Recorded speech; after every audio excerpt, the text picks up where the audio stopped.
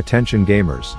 When Blizzard announced that they would be rolling out SOD, I was just as happy as the next guy, and even though launch gave me 3 straight days where I was fully erect in game, I noticed it starting to create a rift between the classic community. On one end you have the hardcore Andes who had just spent months convincing today's streamers to play a 20-year-old game who weren't happy about SOD ripping their raid roster apart. And on the other end you have Mr. I just did my 659th straight Warsong Gulch, which is only tolerable because I'm playing a full lobby of the SOD God class. And as someone who grew up in a big loving family in this game, I felt like a middle child in a divorce, so I came up with an idea, which was to let the devs of the hardcore add-on extort me for donations to make it work for SOD, and time will tell if I just got ripped off. Introducing the newest evolution of classic WoW. Season of Discovery. But it's SSF hardcore, with a twist. Because SOD is great, but there's just something about those hardcore close calls that make your gooch hairs stand straight up in attendance. Bruh. Oh shh! Oh my gosh.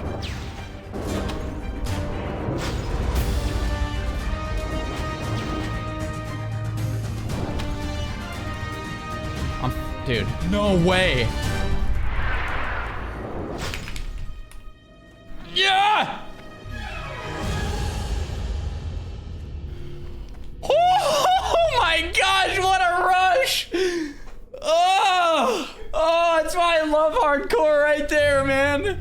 So live as of right now, SOD Hardcore is on the Realm Lava Lash, and here are the rules. All characters must use the Hardcore add-on, which gives you all the standard old school hardcore vibes. No trading, no auction house, no mail, no grouping outside of dungeons, and finally death equals delete.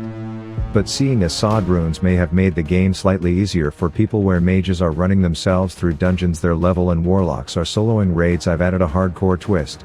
For full glory, me and my guild will not be allowed to equip any item obtained from quest rewards. And lastly, you must never toggle off RP walk. Okay, I'm kidding about that last part. I've already recruited hundreds of people to join this adventure, including some of your favorite streamers, and Mitch. Oh, mustard, come and I on. will be live myself here to tell my part of the story, the tale of Tater Totems. Now to answer the first question many of you will have, the best way to join the official Sodcore guild is to /whisper this guy for an invite. I'm paying him 16 copper a day to stay online so that us streamers can focus on more intense matters. Anyways, this upright cowtown is all about impressing the elders, and the first way to do that is apparently through some cougars, the main one being named Mila. I go say what up girl just to see that she is clearly embracing the new Twitch TOS rules, but she also teaches me how to give my weapons their own gravitational pull so that little cat turds can orbit them, and then she tells me there's a few evolved pigs wearing dresses south, and if I slide into enough of the dead one's DMs I may just discover my first rune. The only problem is my rules said I can't equip quest rewards, so I had no chest to put this on until later when one of those Hogwarts swines let me borrow their dress, which unlocked Overload, aka the Thunder Turrets, where I would occasionally earn myself a boba deal on lightning bolts. Another one. Another one. Another one. This was dank until Mr. Hawkwind and his daughter that I was trying to rizz up both gave me errands to go back to the place I just finished to complete the genocide, and the lack of concern for my time pissed me off, and these pigs were gonna pay the price for it. My sexy stepsister Seer then gave me some hallucinogens called Septa and was all like, drink it in front of the Godzilla turd we preserved in the backyard if you want the acid trip of your life, and I've gotta say it had me seeing some weird shit. Long story short, this gave me the ability to stick a bedazzled twig in the ground. And you already know what had to be done. And with that, Tater in his first round of totems had outgrown his hometown. I reached the city of tall wooden poles where I was given so many honeydews that my map was more marked up than Post Malone's face, and I just knew there were some intense battles ahead. But as I was finishing up a round of Hey Girl I'll Be Chris Brown You Be Rihanna with a local wolf, I noticed a foreigner to the land of Mulgore seemingly stuck in a power pose as his most recent enemy was running off to tell a friend that the blue guy over there just gave him a wedgie. I've read this book before and I knew just how it ends for Mr. Haymon.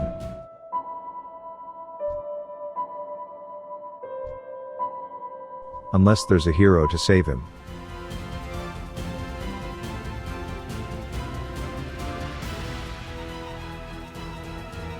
To which he left me with his tagged mob and then flat out ignored me when I tried to give him some much needed parenting. And after that, the next time I saw some mooing moron over pull, I figured I would just stand there and watch until he was safe, then I would make him think I helped him so that I could nab that chest he worked so hard to get.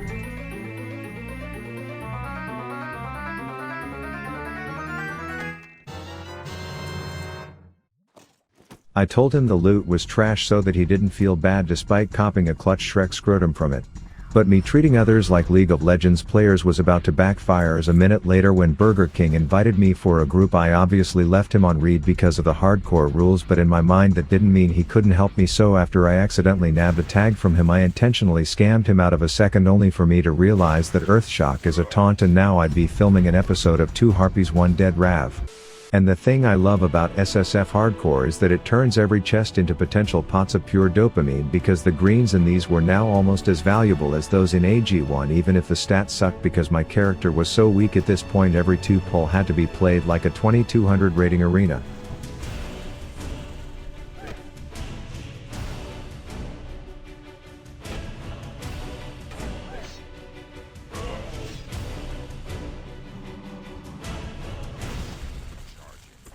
This made the fact that I then had to go splunking a bit scary, and not 2 minutes later when the entire extended family of coal miners wanted to tickle my taint I was all like, call me a German car maker because I'm Audi.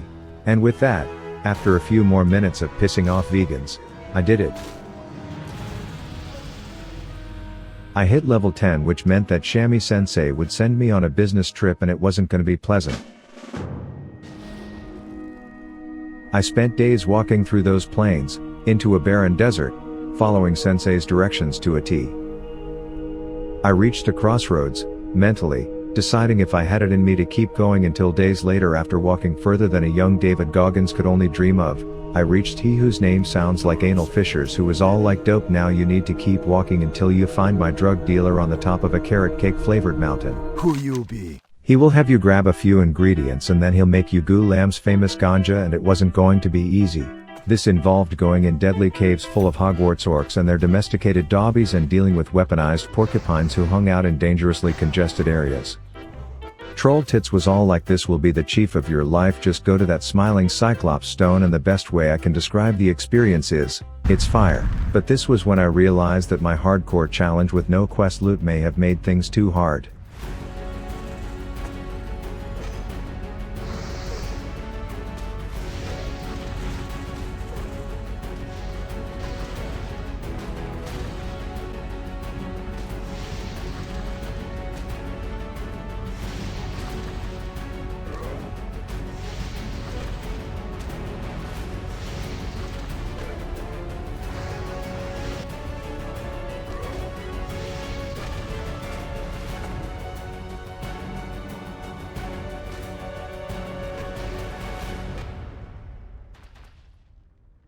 So after days of walking, retrieving meth head ingredients from deadly places, and almost dying while fighting off an MMA-trained ball of fire that I hallucinated, I unlocked the full power of sticking 2 twigs in the ground at the same time.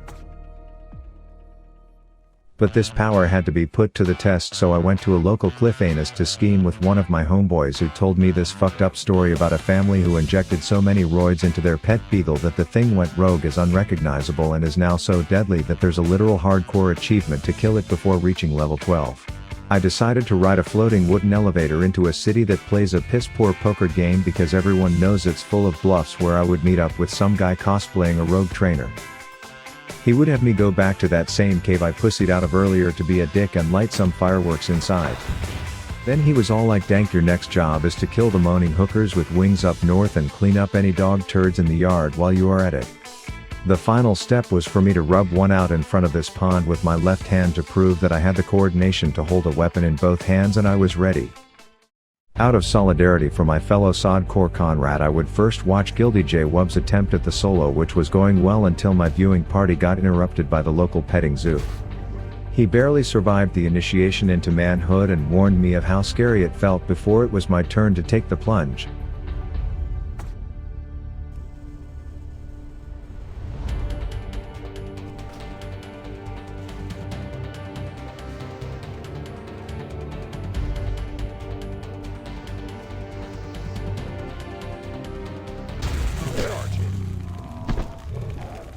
And with that, the first victory of many had taken place. I copped my achievement, looked at the bis pants for my level that I am not allowed to use.